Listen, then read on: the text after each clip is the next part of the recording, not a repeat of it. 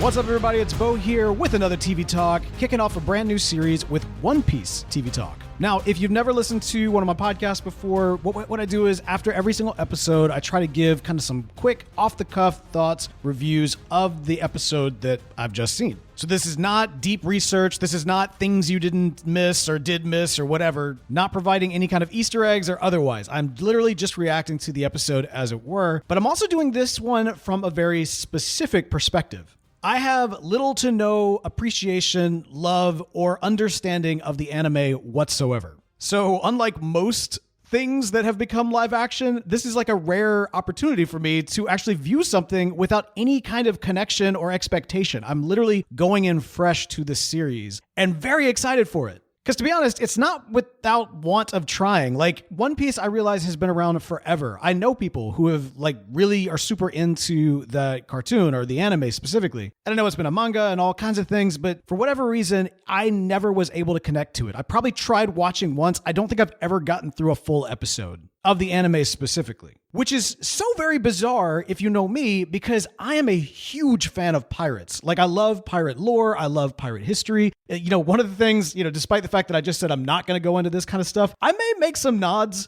as I recognize throughout the series of, references or maybe inspirations from real life pirates. We got at least 2 in this episode, probably more as we go along. But yeah, the anime, for whatever reason, was just, I wasn't able to connect with it. It was so over the top, so bizarre, which is crazy to me because I typically like that kind of stuff. I mean, it's literally all the things but pirates. And while it didn't work for me in anime, I'm really excited to see if it might work for me here in live action. And I'm excited to say, actually, that this first episode very much did that. We're introduced to a world that's very high concept, that's very weird and very bizarre, and you just have to kind of embrace that, at the beginning, and then as long as you do, you're just along for the ride. Up front with the first pirate lady, and her whole ship is all pink, and it's got hearts, and she's killing people with, toys and such. It's you gotta vibe with it early on. And this can be kind of a challenge because it does have that whole desire to maintain the wackiness, but it also is trying to do this on a Netflix makes an anime a live action budget, which can sometimes come across very heavily as cosplayers making a passion project. Now, the good news is that a lot of times when cosplayers make passion projects, it's really good. And that's what this feels like.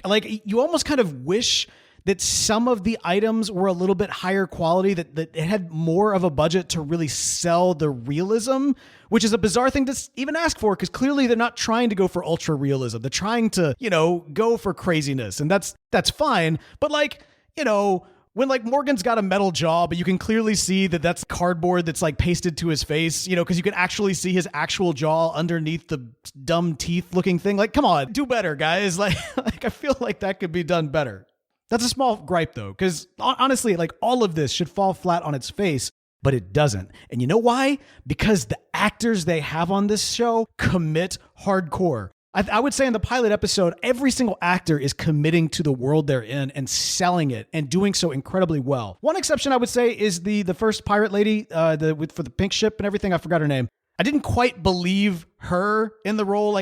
She wasn't quite selling it to some extent. But that's, again, small gripe, small character, I think. I don't know if she'll be back or not. But let me tell you who is bringing it and who is instantly made me all in.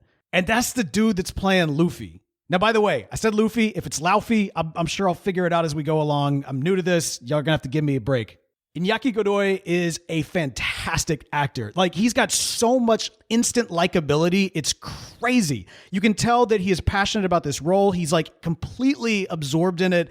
And honestly, all the reasons I couldn't connect with the anime version are removed with his portrayal. I am all in for this kid. And he even sells the craziness of the stretchy power and all of that. And I'm you know what? I'm here for it. I now want to see this goofy, lanky kid be king of the pirates. I am all in. Love it. I think that he's doing a great job. All of the supporting cast, all of the cast so far that we've seen, like I said, with that one exception, I think is doing a fantastic job. They're selling the world. They're selling the craziness, and they're going along with whatever their particular take on the world they live in is. And I'm honestly kind of shocked at how almost instantly I've been able to get over a lot of the things that I thought were going to keep me from enjoying this. Even the thing with the kid, like the pink-haired kid, when he's like, oh, I want to go off and be a cop. And he's like, I'm going to go off and be king of the robbers. And like going hard for his friend's dream. He's like, hey, look, if you want to go off and join the Marines or the Navy or whatever they're called, like I'm here for it, man. That's your dream. You do that. Even though it means that one day we might meet as adversaries, then I'm here for you. And they save each other and advocate for each other. What a beautiful depiction of friendship that you get in this episode from just this genuine, nice character of Luffy. And then on top of that, the action is actually quite good. The sword fighting, specifically, like even the special effects in the fights when Luffy is doing kind of the arm thing, I buy it. It works. It flows pretty well. But more importantly, the sword fighting when the Zoro character, who's somehow both Zoro and a samurai and a pirate, because again, everything's pirates, which is fantastic. Again, that's not a bad thing. Because like samurai's pirates and cyborgs pirates and gingers are pirates and we're all pirates here. It's great. But the sword dude, Zoro coming in, slice and dice, the thing with the teeth, that was just fantastic. And even Morgan Axehand, like as bad as his costume was and as cosplay as it looked, you could tell that actor was committing to it. I believed that this is who this person is in the context of this world. I'm glad they did all of this because at the very tail end, we're introduced to who I presume to be a pretty big villain of this season, a clown pirate, because they're all pirates.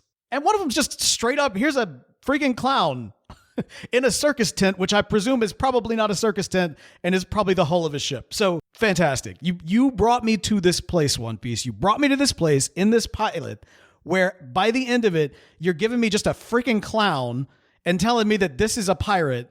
And I'm like, yeah, let's go. Love it. Absolutely love it. Really excited to see where this series goes and what they do with the future episodes. I did want to make mention of this, right? So like Morgan, right? Axehand Morgan, clearly a reference to Captain Morgan, who you may know from the rum bottles, but was actually a real person of history. Interestingly enough, he's less of a pirate in history and more of like a renegade general, which makes sense for him to be used in this capacity. Like, obviously he's kind of labeled as a privateer, but he did a lot of land battles more than he did sea battles. And his relationship with the British government was one of, you're doing it, but you're doing it off, you're not doing it by the books, but you're still getting the job done.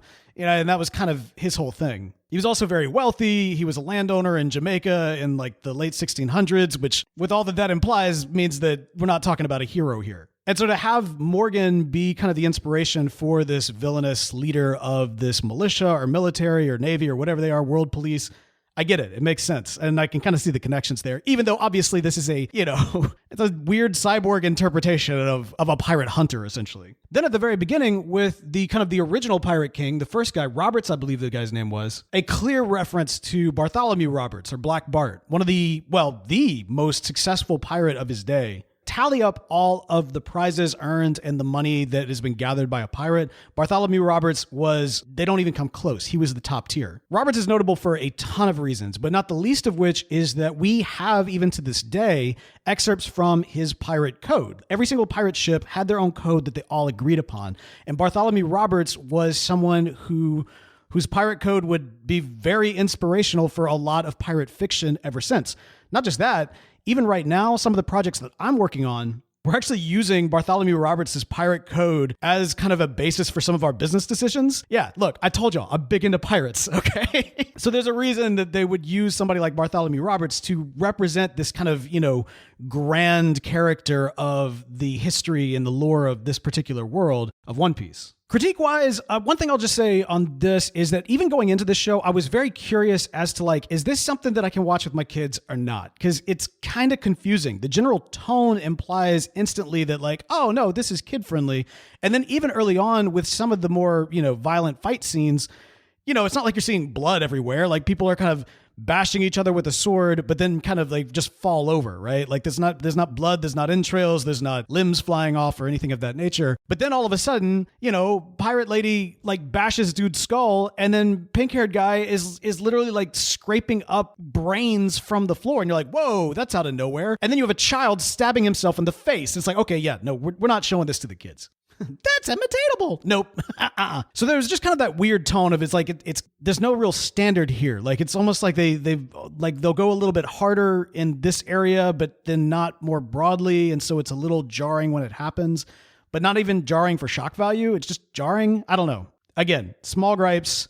overall, very eager to see what happens next. I'm thrilled to see that we've actually got the full season available to us right now.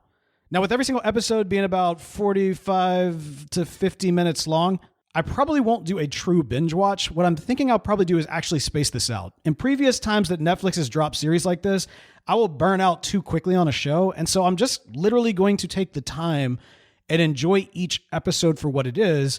And as a result, that means I'll be putting out episodes of the TV Talk podcast in response to each individual episode. So let's do this. Next Thursday, you can look for a new episode from the TV Talk podcast talking about episode 2 of One Piece.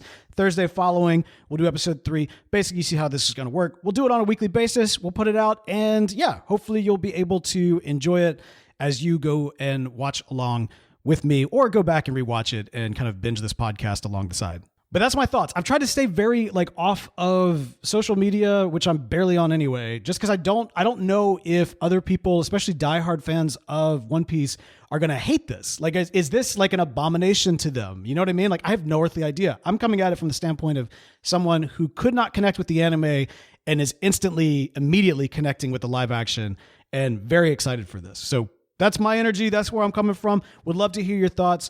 You can, of course, follow us on Twitter or whatever it's called at TV Talk FM. But at the same time, I'm saying I don't know. Look, hit me up on IG. Incognito is my IG handle. You can find the link in the description for this podcast. Would love to hear your thoughts.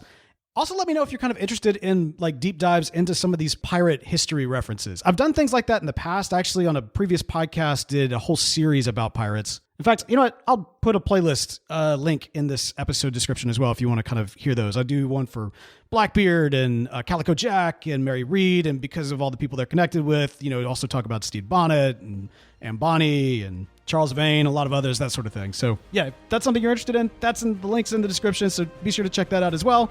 That's going to do it for me for this week, but until next time, I'll be back in a flash.